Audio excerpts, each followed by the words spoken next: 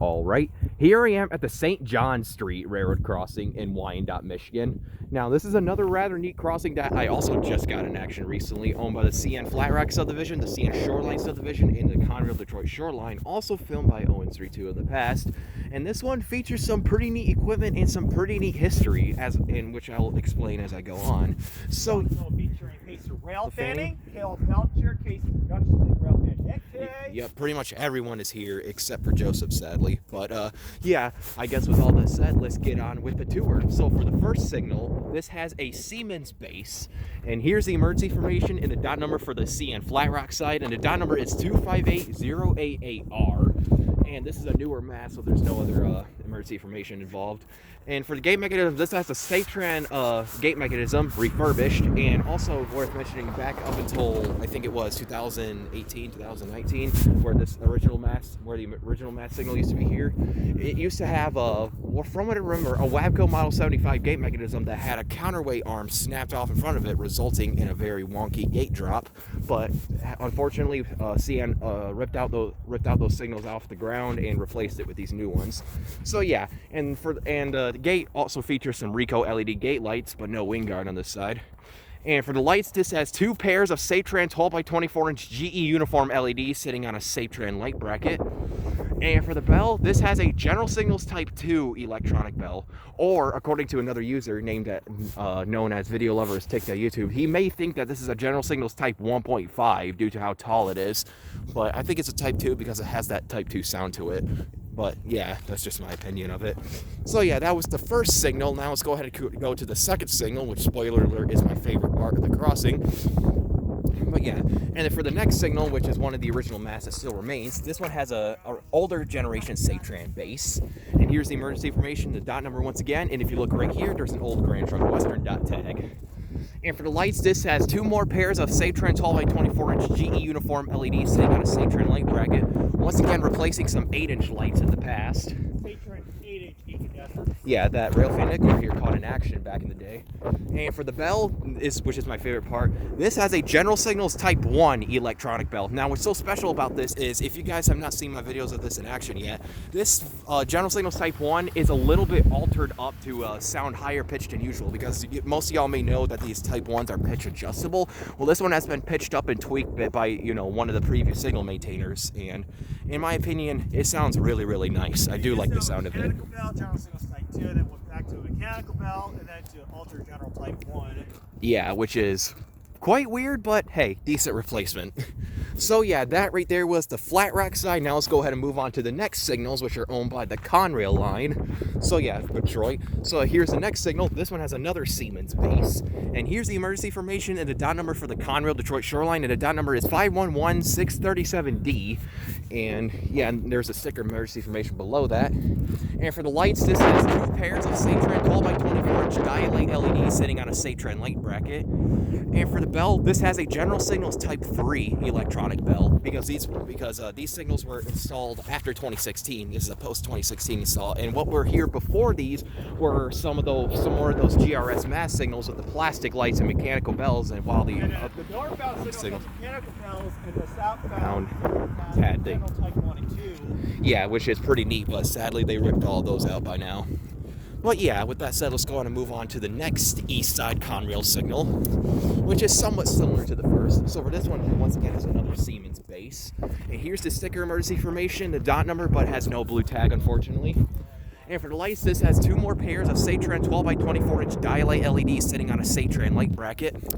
And for the bell, has another General Signals Type 3 electronic bell. Now, worth mentioning, wiring-wise, all four of these Conrail signals are wired incorrectly, because all four of them come on when a Conrail train goes through all of these tracks. But the only correctly wired lights here are the secondary lights on the Flat Rock side, while the Shoreline side is incorrectly wired, because they stay on all the way up until the gates are all the way up, while these ones shut off before the gates rise, which is the correct orientation. But yeah, here's the next signal on the Conrail west side track. So for this one has a Satran base, and here's the sticker emergency information, no blue tag included. And for the lights, once again, this has two more pairs of Satran 12x24-inch dialite LEDs sitting on a Satran light bracket. And for the bell is another General Signals Type 3 electronic bell. Also worth mentioning is the fact that St. John's literally has all 3 types of general E-bells. The Type 2 over there, the Type 1 here, and the Type 3s on the Conrail signals. But yeah, that takes me to the final Conrail signal of the 4 in the middle tracks. So yeah, and for the last signal, which is the final Conrail signal, this one once again has another Siemens base. And here's the emergency information blue tag with the sticker tag below it, once again. And for the lights, once again has 2 more pairs of SafeTran 12 by 24 inch dialight LEDs sitting on a SafeTran light bracket. And the bell, another General Signals Type 2. I'm at Type 3, sorry, E-bell, not Type 2. These are all Type 3s in the middle signals. But yeah, moving on to the next signal owned by the CN Shoreline subdivision. Once again, this one right here is a refurbished mast, not an original one, because yeah, in 2018 they ripped out the old Shoreline signals. So yeah, so for this next one, this one has a SafeTran base power generation, which has a small crack at the top of the plate. And here's the emergency information, the DOT number for the CN Shoreline sub, and the DOT number is 867593R. And you could notice how this tag is in a different font from the others, which is pretty cool. And for the lights, once again, has 2 more pairs of SafeTran 12 by 24 inch GE uniform LEDs sitting on a SafeTran light bracket. And for the bell, this has a low-pitch Siemens electronic bell. Pretty neat stuff to see here, huh? But yeah, and there's also some gunk on the tracks right there. Not sure where that's from, but oof. So yeah, moving on to the final signal on this crossing. Don't mind my tripod, it's leaning up against this last signal. So for the final signal is the Shoreline gated signal. This one has a Siemens base, newer mast. And here's the emergency information, the DOT number once again. And for the gate mechanism, this has a Siemens gate mechanism, newer gen with the imprinted logo, which also has Rico LED gate lights and no wing guard once again, unfortunate. And for the lights, this has 2 more pairs of SafeTran 12 by 24 inch GE uniform LEDs sitting on a SafeTran light bracket. And for the bell is another low-pitch Siemens electronic bell. Now, one thing worth mentioning is the fact that the gate on the flat rock gated signal has a little protector to protect it from tapping against the power line. Kind of genius, although they could have just added a wing guard though. But yeah, that right there was the St. John Street tour. Let's take a look at the relay cases. Down there is the Shoreline one, which is newer since the older signals were ripped out at milepost 042.63. And here's the Conrail relay case over there, and the Flat Rock relay case, which is the only remaining original relay case at this crossing. But yeah, all that said, let's go ahead and take a look at the track view. Down there, you could see Goddard Road, and it also head towards Antwine Street, Ford Avenue, Vinewood Avenue, and Oak Street, and so on and so forth. And eventually you'll find yourself in Riverview and Trenton. And down there is heading towards Emmons Boulevard. You can see a stopped train down there with the signal tower and whatnot and the interlocking. And it also heads towards E-course, such as Mill Street, Saliot Road, and Weisker Road. Eventually you will end up in the River Rouge Yard. And now let's go ahead and take a look at the track views on the Conrail side. So yeah, for the Conrail side, you can see Emmons Boulevard again with the Y pattern signals. And towards Goddard, you can see it pretty clearly. And also you can see some old rail left on the ground and a whistle post. But yeah, and let's go ahead and take a look at the track view for the east side Conrail track.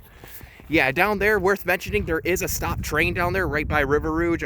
We just caught that, and we also caught that stopped Autorack train now, but we thought there was going to be a meet, but there wasn't, so that train's just chilling there for now where the signals are. And once again, some more Y patterns. And the most interesting track view, or I should say the coolest track view on the Conrail side, I'm at Flat Rock side, not Conrail. So you can see Mill Street once again, and Emmons Boulevard, and you can see a block signal for, the Flat Rock. And you can see that this rail, interestingly enough, is just jointed rail, while the other rail is just welded rail. And you can see the old vintage diamond signal right by Antwine Street down there too.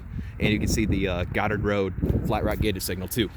But yeah, this was the St. John Street Railroad Crossing toured in Wyandotte, Michigan. Pretty neat stuff.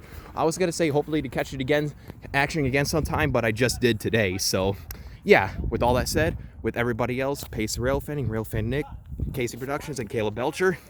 For now, with all that said, over and out.